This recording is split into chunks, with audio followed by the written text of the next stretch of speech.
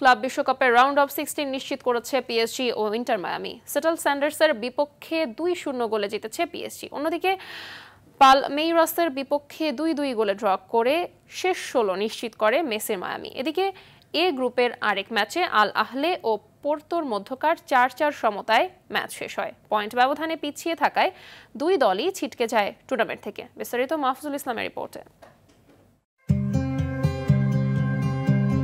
নিজের ৩৮তম জন্মদিনটা রাঙিয়ে রাখতে পারলেন না LM10। ক্লাব বিশ্বকাপের গ্রুপ পর্বের শেষ ম্যাচটায় ড্র নিয়ে সন্তুষ্ট থাকতে হলো ইন্টার মিয়ামিকে।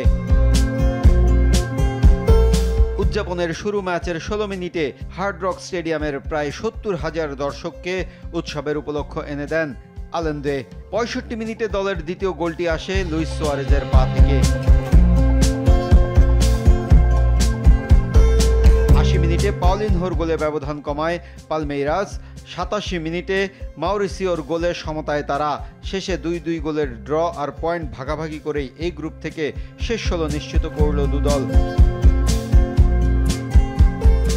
এই গ্রুপে আরেক ম্যাচে পোর্তো ও আল আহলের ম্যাচ ৪-৪ সমতায় শেষ হয়েছে।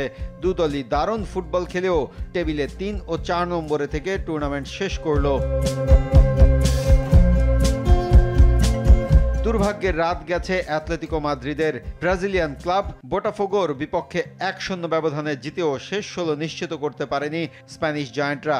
৮৭ মিনিটে আলভারেজের অ্যাসিস্টে গ্রিজম্যান একমাত্র গোলটি করেন। এ জয়ে বোটাফোগোর সমান ৬ পয়েন্ট পেলেও গোল ব্যবধানে পিছিয়ে থাকায় গ্রুপ টেবিলে ৩ নম্বরে থেকে টুর্নামেন্ট শেষ করল অ্যাটলেটিকো। এদিকে বি গ্রুপ থেকে শীর্ষে থেকেই রাউন্ড অফ 16 নিশ্চিত করেছে পিএসজি। স্বাগতিক ক্লাব সেটল স্যান্ডার্স এফসিকে ২-০ গোলে হারিয়েছে ফরাসি জায়ান্টরা।